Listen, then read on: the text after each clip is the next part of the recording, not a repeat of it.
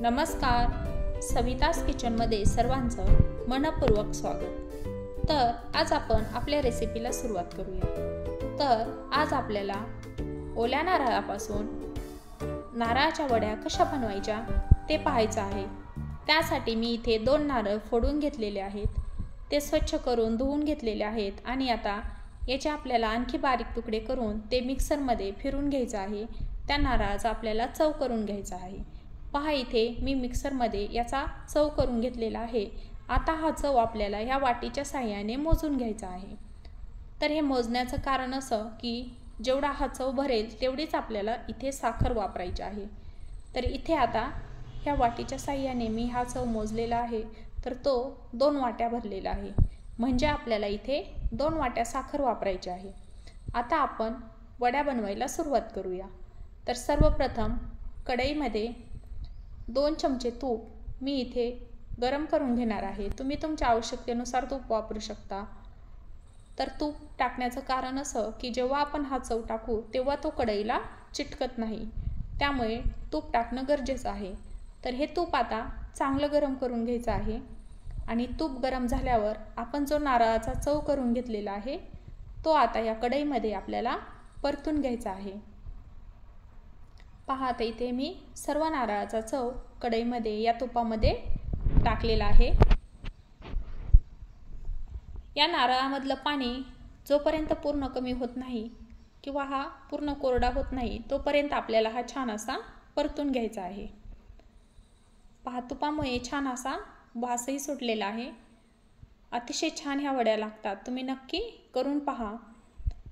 आता हा चव पूर्ण कोरडा झालेला आहे। आता ज्या वाटीने आपण चव मोजला होता त्या वाटीने आपल्याला इथे 2 वाट्या दूध याच्यामध्ये टाकायचं आहे।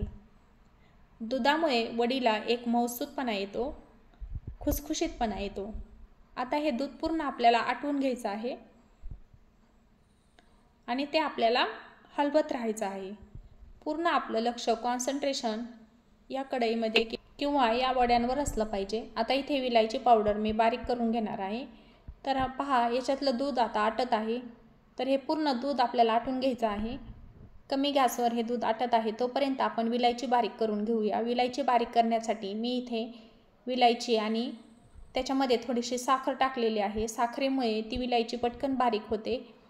तर पहा, इकडे दूध पूर्ण आटलेलं आहे आणि तो चव आता आपल्याला असा दाटसर लागत आहे। हलवताना तो थोडासा जड जातो, कारण की त्याच्यामधलं दूध आता पूर्ण आटलेलं आहे। आता आपल्याला ज्या वाटीने आपण चव मोजला होता त्याच वाटीने आपल्याला 2 वाट्या साखर याच्यामध्ये टाकायची आहे। तर मी इथे 2 वाट्याला थोडीशी कमी टाकलेली आहे, तुम्ही पूर्ण 2 वाट्या टाकू शकता। आता विलायची पावडर टाकलेली आहे आणि पुन्हा एकदा आपल्याला याला छान असं गरम करून घ्यायचं आहे, हलवून घ्यायचं आहे। ज्या ताटामध्ये आपल्याला वड्या थापायच्या आहेत त्या ताटाला मी इथे तूप लावून घेत आहे। पहा, तर ह्या वड्या गरम असतानाच थापल्या जातात। आता इथे मी थोडासा खाण्याचा कलर वापरलेला आहे, तो नाही वापरला तरी चालेल, पण मी छान रंग यावा म्हणून तो वापरलेला आहे।